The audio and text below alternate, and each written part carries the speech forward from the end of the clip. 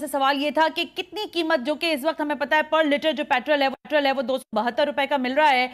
मैं हाफिज साहब ये सवाल कर रही थी कि हुकूमत अगर आपको एंगेज करती है, आपसे बात करती है, तो कौन सी ऐसी नॉर्मल प्राइस होंगे जिस पर आकर आप कहेंगे कि ठीक है मेरे अल्टीमेटम तो था लेकिन हुकूमत ने इतने प्राइस कम कर दिए तो अब हम अगला लाहे अमल की तरफ नहीं जाएंगे? क्या प्राइस हो सकता है वो आपकी निगाह में? जी, वो प्राइसेस वही हैं जो मैंने बताया कि 14 फरवरी को जो रात 12 बजे तक प्राइसेस थी 250 रुपए, वहां तक हुकूमत को वापस आना होगा। हम समझते हैं कि उन्होंने मईशत चलानी है, बहुत सारे मामलात हैं और 1 साल का उनको मुकम्मल वक्त भी दिया है ताकि वो सारे मामला सेटल कर सकें। लेकिन इसका मतलब ये नहीं है कि जब वो IMF के दरवाजे पर खड़े हों उसी दिन जनाब कौम के ऊपर बम गिरा दें और कौम के ऊपर बिजली की कीमतों को भी बढ़ा दें, गैस की कीमतों को भी बढ़ा दें, पेट्रोलियम की कीमतों को भी बढ़ा दें। अगर उन्होंने जाना भी किसी चीज के अपने साजिशें कम करें, अपने वजीरों की जो इतनी बड़ी जिले शाह साहब ने एक पूरा वो कैबिनेट रखी हुई है जनाब दर्जनों लोगों की, उनको कम करें, उनकी आसाइशें कम करें। अगर वो रखने भी हैं तो उनकी मराहत को काट दें।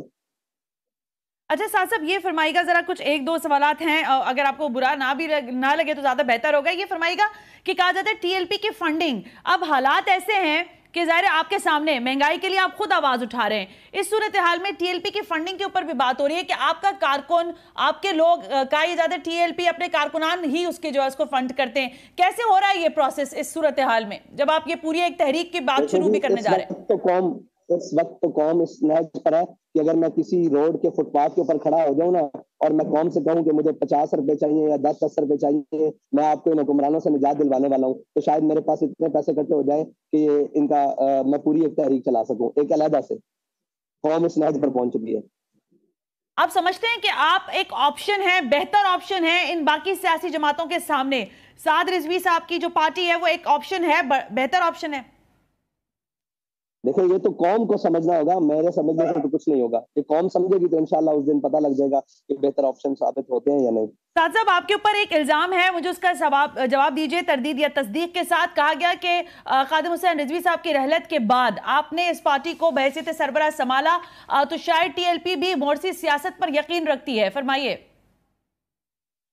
देखिए मैंने इस जमात को नहीं संभाला, मेरी जमात की मजलिस शूरा ने मेरे सुपुर्द की है तहरीक लब्बैक की क़यादत, और जिस दिन वो ये समझेगा कि मुझसे बेहतर कोई शख्स है तो इंशाल्लाह मैं उसके हाथ पे खुद ये जो अमारत की बात है और जो उसके सदारत की बात है उसके हाथ में खुद दे दूंगा और खुद बहैसियत कारकुन एक तहरीक का काम करूंगा। कोई मसला नहीं। हम नजराती लोग हैं, हमें ओहदों और इन मराद से कोई फर्क नहीं पड़ता।